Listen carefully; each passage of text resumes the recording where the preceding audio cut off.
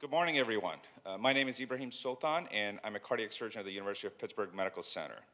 On behalf of my course co-directors, Doctors Arvind Hoskoppal, Rachel Torok, and Michael Singh, I'm delighted to welcome you to our Lifetime Management of the Aorta Symposium. You will be joining over 900 physicians, APPs, and healthcare professionals who have registered for this meeting. First and foremost, I'd like to thank the Marfan Foundation, the Society of Thoracic Surgeons, and the Congenital Heart Academy for endorsing our meeting today. We're truly blessed to have their support. I'd also like to thank our industry sponsors for supporting our program. Today would not be possible without your generous support. I'd like to thank our invited faculty who are world's experts. Dr. Joes Grima, Kim Eagle, Tony Estera, and Thor Sunt will be joining us virtually this morning. Most importantly, we're grateful to our aortic patients and their families who allow us the privilege of taking part in this lifelong journey with aortic disease. I encourage you all to put your questions in the chat. Our virtual moderator, Dr. Josh Levinson, will be posing your questions to the panel. With that, I cannot think of a better person to start off your morning than Arvind Hoskoppal. Thanks for everyone for signing in early on a Saturday morning, and hope everyone had a good holiday season and you were not stuck in an airport or on the phone with Southwest Airlines. But here we are, and it's a new year. Happy New Year, and let's get started. So what I'll be talking about today is medical management of the aortic disease. I know this is a very surgical-heavy conference, but I thought we'll see what happens before a patient gets into the surgical suite, and how do we manage them medically, and even a little bit after the patient undergoes the surgery.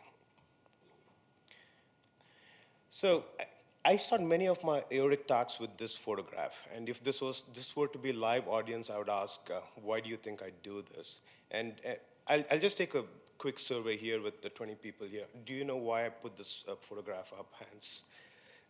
Yeah, I see a few hands. This great American is supposed to have had, it's a speculation, but supposed to have had Marfan syndrome based on his body habitus, his extremities, and a lot of family members who died young and even during childbirth. The speculation is that he had Marfan syndrome. And for history buffs like me, it's interesting to read all the conspiracy theories that if he weren't to be killed, he would not make it too long anyway, because there were no treatments for Marfan syndrome back in the day. Anyway, moving on. So the aorta, why do we have this conference and a whole day conference and focus on the aorta if it is just a tube which carries blood? But aorta is more than just a tube. It does a lot of other functions. It carries over 200 million liters of blood over a lifetime.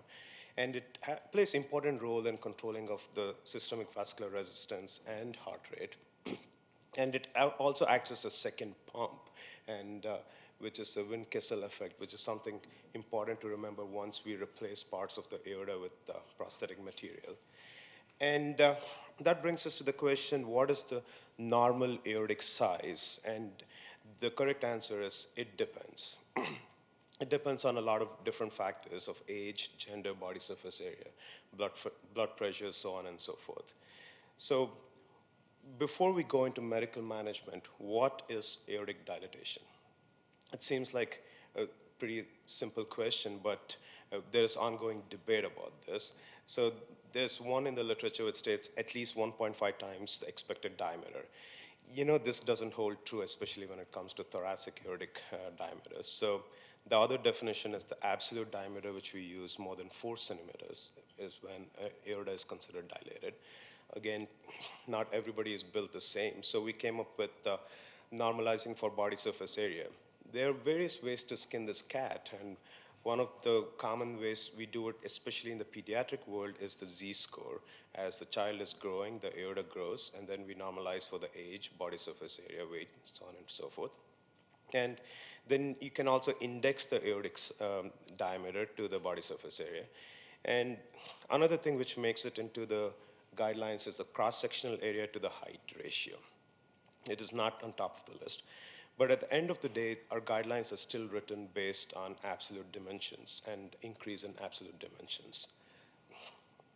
So that brings us to this is a very bird's eye view of the causes of aortic aneurysm.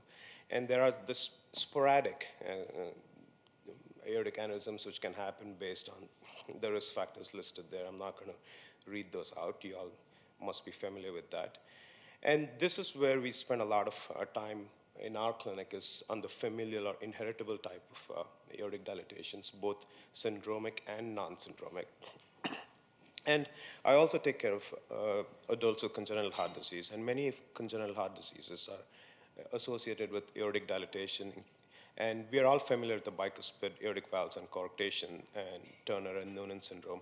But the conotruncal lesions, we're not going to get into too much, but the conotruncal lesions, which include tetralogies and transpositions, and as they're living and living into adulthood and getting older, we are seeing more and more aortic dilatation, and which poses a big dilemma of what to do and how to apply the regular guidelines to these congenital heart disease patients. So let's get an overview of the medical management with that background.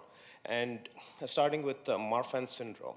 Why Marfan syndrome? Marfan syndrome has kind of been the prototype of aortic disease since most of the research regarding medical management, surgical management has been focused on Marfan syndrome, perhaps because this is one of the most common type of syndromic aortopathies. So going back to the 90s, that is almost 30 years ago, Shores et al. Showed the benefit of long-term beta blocker in Marfan syndrome in preventing progressive dilatation. They used propranolol back in the day. This was an open-label study. So this information is not new. This has been going on for decades. And then subsequently, mouse models were developed pretty much in a lot of different places where they showed angiotensin receptor blocker, losartan, was shown to prevent aneurysm formation. This, again, it's almost been 20 years since this information has been out. And then there was small, non-randomized, open-label trials starting in early 2000s, which showed the benefit of losartan. But we didn't have a lot of information comparing angiotensin receptor blocker with a beta blocker. So this is a PHN, the Pediatric Heart Network clinical trial, which was, the results of it has been out for almost 10 years now. The paper published in 2014 by Ron Lacroix et al. And this was a direct head-to-head comparison between losartan and atenolol. This was done in a highly scientific manner. It was randomized, a double-blinded study, and extremely well-done study which enrolled 608 patients with Marfan syndrome aged between 6 months and 25 years with aortic enlargement. I know for many of the adult cardiologists, 600 patients doesn't seem like a whole lot, but in congenital heart disease world, especially in our Marfan world, this is a huge study, all right? So we followed these patients for 3 years, and interestingly, no difference was noted in the aortic root Z-score. But that didn't mean that the drugs didn't work, but it just meant that both drugs worked and they worked equally well. Some of the caveats to this is like the patients did need a higher dose of atenolol, and patients, in some of the sub-studies, we saw that the youngest group had the greatest benefit. And so the speculation is, do we start the treatment younger, and do we start the treatment before dilatation? Remember, this study, the requirement to be in the study was to have a Z-score greater than 3. So the patients were already had a aortic dilatation. We didn't have a placebo arm, but I don't think we needed a placebo arm because we showed the efficacy of both the drugs. So that brings us to the current recommendations in Marfan. And so this is hard off the press in the 2022 guidelines. Beta blocker or angiotensin receptor blocker in maximally tolerated dose. That's the class 1A recommendation. And there's a 2A recommendation stating that it is reasonable to use both, again, in maximally tolerated dose. So what do we do after surgery? The aorta is quote unquote fixed, right? Do we stop the medication? Absolutely not. We continue medical management even after parts of the aorta is replaced because there's still risk of type B dissection. because our patients are living long enough, because our surgeons are doing an awesome job replacing the dilated part, but there's the rest of the aorta to protect, so we still continue the medical management. And then let's just quickly go through a couple of other syndromic forms of aortopathy, starting with Lewis-Dietz syndrome. Unfortunately, there are no randomized data of medications to reduce aortic growth in LDS, and approach is uh, based on similarity with Marfan syndrome and based on mouse models. If you recall, back in the day, Lewis-Dietz syndrome was thought to be a variant of Marfan, but we know that that's not true anymore. But still, the medical management follows the same trajectory where we use beta blocker or ARB or both in maximally tolerated doses. And that's in the current guidelines. So, how about vascular Ehlers-Danlos syndrome? I put medical therapy in quotes because we, again, unfortunately, don't have a whole lot of data regarding medical therapy. And mostly it's limited to education, lifestyle modification, and avoidance of invasive procedures. Celiprolol is a beta blocker which was with vasodilatory properties, which was studied in Europe. And again, it was given the rarity of this disease, this was a small patient population. And we tried to get this, when I say we, they tried to get this FDA approved about 5 years ago, and the FDA didn't think we had data sufficient for approval, so it did not get approved. So what do we do now is we use other beta blockers with similar vasodilatory properties, carvedilol, for example. And we do not have any data regarding benefit of ARB in the vascular EDS. So what about non-syndromic forms of aortopathy? One of the most common, if not the common form of non-syndromic form of aortopathy is the ACTA2 mutation.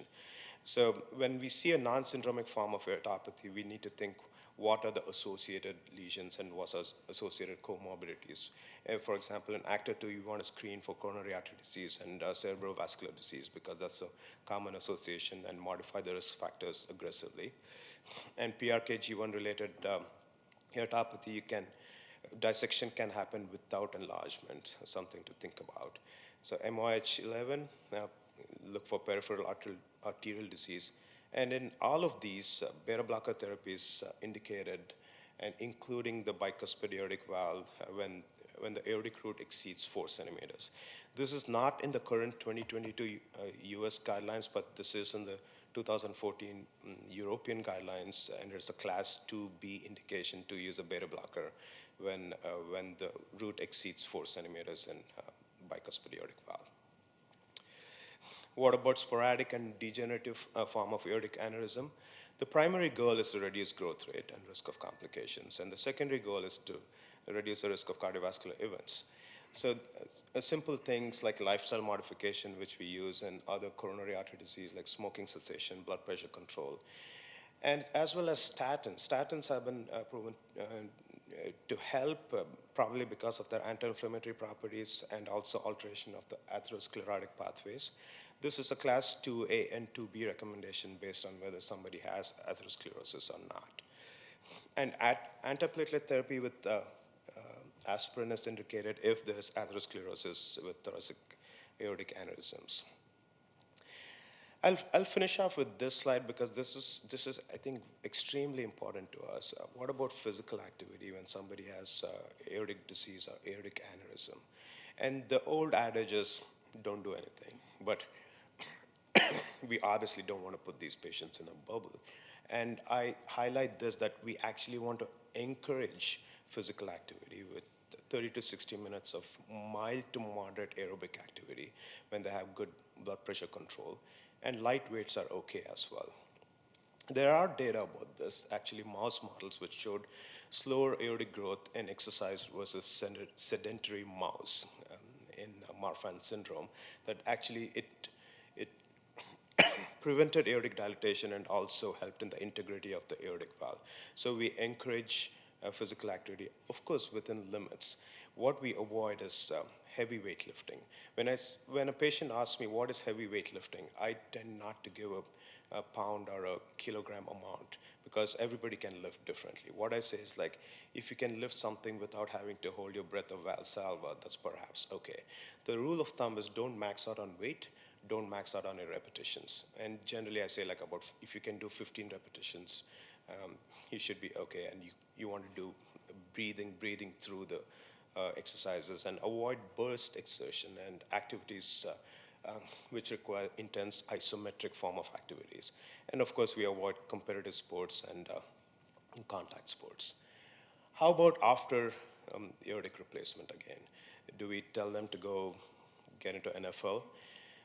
Perhaps not, because we have the rest of the aorta to protect. And as we know, connective tissue disorders affect more than just the aorta. We have, for example, in Marfan syndrome, ectopia lentis, and in the eye, which can be damaged with contact sports. So the recommendation remains the same whether or not the patient has had aortic replacement.